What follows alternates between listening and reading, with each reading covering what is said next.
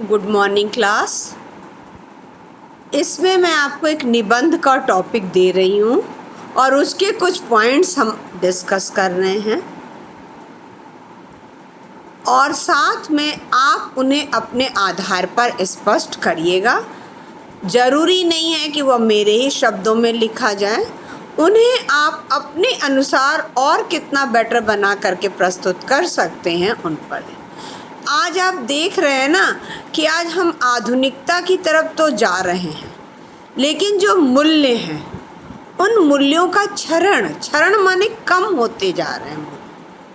आज आप देख रहे हैं आए दिन तरह तरह के नैतिक पतन, तरह तरह की लोगों की जो विचारधाराएं हैं, उन विचारधाराओं में भी क्योंकि अभी आपने हाल में ही देखा कि जिन जिन परिस्थितियों का सामना करना पड़ा, लेकिन उस परिस्थिति में भी क्या बड़े क्या छोटे लोगों के अंदर से मानवीयता जैसे लगती थी खत्म हो चुकी है। हर जगह, चाहे वो कोई भी क्षेत्र देख लीजिए, चाहे वह सामाजिक हो, चाहे राजनीतिक हो, चाहे आर्थिक हो, हर क्षेत्रों में मानवीयता का पतन होता चला गया। आज उन्हीं के आधार पर मैं आपको कह रही हूँ कि आधुनिक जीवन में मूल्य बोध, अर्थात इसको आप नैतिक पतन के आधार पर, क्योंकि आप एक ऐसे तैयार कर रहे हैं और वह ऐसे आप किसी भी तरह से स्पष्ट कर सकते हैं। आपने देखा है कि आज हम विज्ञान का निरंतर विकास होता चला जा रहा है और उस विज्ञान के निरंतर विकास से मनुष्य के जीवन में भी तेजी से बदलाव हो रहा है। एक पीढ़ी का जो जीवन मूल्य है वह दूसरी पीढ़ी के लिए अपनी अर्थवत्ता को यानी अपनी महानता को खोता चला जा रहा है। एक पीढ़ी यानी एक आपकी और एक माता पिता की जो पीढ़ी आ रही है, उनके जो जीवन मूल्य हैं, उन जीवन मूल्यों में जो अर्थवत्ता जो होनी चाहिए वह खत्म होती चली जा रही है। सेकंड पॉइंट है कि परंपरा और आधुनिकता का अंतर्द्वंद का संकट भी हम कह सकते हैं। एक तरफ क्यों हम दोनों पीढ़ियों में अंतराल है, एक परंपरा को मान रहा है और दूसरा आधुनिकता को मान रहा है, जिसके कारण हर व्यक्ति के मन में क्या है, महाभारत चल रहा है। यहाँ महाभारत का तात्पर्य किसी युद्ध से नहीं है, बल्कि विचारों के हैं, विचारों की टकराहट को उन्होंने कहा महाभारत का युद्ध चल रहा है और वह उसके परिणामों को भोगने के लिए अभिशप्त है। कारण जीवन मूल्य के रूप में जो भी आदर्श हम सीखते हैं वह यथार्थ से बिल्कुल अलग है। यानी यथार्थ जीव में जो हमें मूल्यों का करना चाहिए प्रयोग, वही तो मुझे पुस्तकीय ज्ञान में देना चाहिए, लेकिन नहीं, हम आदर्श सीखते तो कुछ हैं, लेकिन उन्हें जब अपने यथार्थ रूप में वह विलुप्त होते जा रहे हैं। नेक्स्ट है विकास की जिन ऊंचाइयों को मनुष्य छू रहा है, उस अनुपात में उसकी चेतना का विकास नहीं हो रहा है। चेतना यानी हमारे जो मानसिक विचार हैं, क्योंकि हमारे आसपास के वातावरण का हमारे मन पर प्रभाव पड़ता है। हमारा आज भी भारत पितृसत्तात्मक परिवार है, पुरुष प्रधान समाज है। उस पुरुष प्रधान समाज में चाहे हम कितना भी विकसित क्यों न होते जाएं, लेकिन जो हमारी सोच है, हमारी जो चेतना है, वह विकसित नहीं हो पाती है।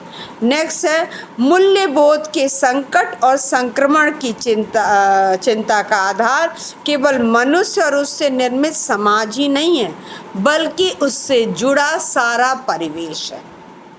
आप देख ही रहे हैं पहाड़ों की अस्मिता, हरियाली पर जो तुषारपात हो रहा है, नदियों की जो पवित्रता है वो क्या है, अब केवल दंत कथा यानी पुस्तकों तक ही सीमित होकर के रह गई है। पर्यावरण संरक्षण का विचार आज लोगों के मन में अनेक प्रकार जीवन मूल्य के रूप में स्थापित किया जा रहा है और उसके लिए एक सीमा तक प्रयास भी किया जा रहा है, किंतु इन प्रयासों का कोई मेल नहीं है।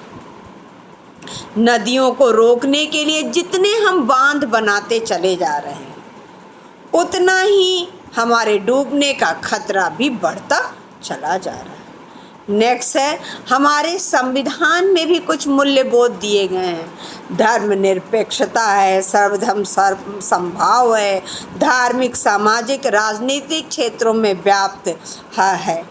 लेकिन ये सब क्या है, एक हताशा के रूप में हमारे सामने आ रहा है। इनका यथार्थ में प्रयोग नहीं के बराबर है। चाहे आप वो किसी भी व्यक्ति की विशेष के द्वारा देखिए, चाहे किसी भी समाज के द्वारा देखिए, हमारे संविधान में मूल्य तो बहुत से बनाए गए, लेकिन उन मूल्यों का कितना प्रयोग किया जा रहा है। नेक्स्ट है, आज लोकतंत्र की जो शक्ति, क्योंकि लोकतंत्र जनता के द्वारा जनता का शासन है, लेकिन वो जो लोकतंत्र की शक्ति है वह भी क्या हो गई है, भाषा, धर्म, जाति और संप्रदाय के नाम पर खंड खंड हो रही है। राजनीतिक स्वार्थों में लोकतंत्र को हम क्या कहेंगे, अब वह एक भीड़ तंत्र के रूप में परिवर्तित हो गया है। अवसरवादिता, यह जो राजनीतिक अस्तित्व की पहली शर्त अब मानी जाने लगी है। पूरी पूंजीवाद के हाथ में पूरी तरह से राजनीति जो है वह चलती चली जा रही है। आज जो है सत्ता पूंजीपतियों का एक दुरभिसंधि यानी दोनों की, जिसके पास सत्ता है और जो पूंजीपति वर्ग है, उन दोनों की दुरभिसंधि के रूप में हो गया है।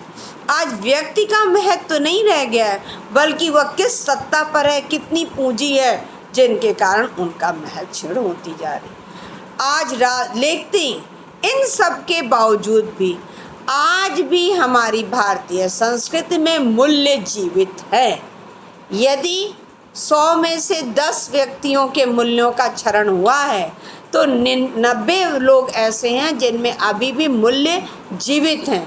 वह परंपरा और आधुनिकता के फेर में जरूर फंसे हैं, लेकिन इसीलिए कहा जाता है कि मन आपका जो है भले किसी कार्य को गलत सही कार्य की तरफ प्रेरित हो, लेकिन आपकी बुद्धि जो होती है वह हमेशा आपको सही कार्य की तरफ ही प्रेरित करती है, जिनके कारण आज लोगों की जो सोच है, जो हमारे समाज का ढांचा है, जो हमारे पुरातन नैतिक मूल्य हैं, वह इससे भले क्षरण हो रहा है।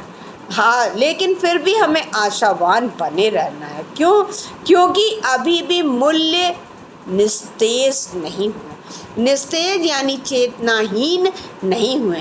राजनीति को देखिए, सामाजिक परिवेश को देखिए, धार्मिक परिवेश को देखिए, हर प्रकार के परिवेशों को देखिए, यद्यपि मूल्यों का क्षरण हो रहा है, कम हो रहा है, लेकिन अभी भी मूल्य जीवित है। जो हमारे संयुक्त परिवारों का विघटन आप कह रहे हैं, वह विघटन भी हुआ है, लेकिन आज वह धीरे धीरे फिर उन्हीं पुरानी परंपराओं की तरफ आ रहे हैं, जिनके कारण आप ये कहिएगा अंत में कि इन कारणों से हमारे मूल्यों का क्षरण अवश्य हुआ है, लेकिन अभी भी निराश होने की आवश्यकता नहीं है। क्योंकि अभी भी हमारे मूल्य निस्तेज नहीं हुए अर्थात अभी डूबे नहीं हैं, बल्कि अभी भी जीवित के रूप में है। इन्हीं आधार पर हम आपको ऐसे दे रहे हैं कि आधुनिक जीवन में मूल्य बोध, ये हम आपको देते हैं। अब इसको आप किस आधार पर, क्योंकि इस तरह के ऐसे आपको नैतिक पतन के ऊपर आवे या आज की मानवता के ऊपर आवे, किन्हीं भी संदर्भों पे आवे, और ये आपको इम्पॉर्टेंट भी इसलिए है क्योंकि आज आप देख रहे हैं कि मूल्यों का क्षरण हो रहा है अपने आसपास। व्यक्ति के लिए धन पद प्रमुख हो गया है। इनके आधार पर इसलिए इस ऐसे को पॉइंट्स में चाहिए, चाहे किसी भी तरह से आप जैसे भी चाहते हैं उन्हें आप लिखिए, ताकि आपको खुद स्पष्ट हो जाएगा कि हाँ, आए दिन पेपर में भी आप देख रहे हैं कि तरह तरह से मूल्यों के क्षरण के बारे में निकल रहा है। इसलिए आपको पॉइंट्स भी अच्छे मिल जाएंगे न्यूज़पेपर की वजह से, और आप उसे लिख सकते हैं।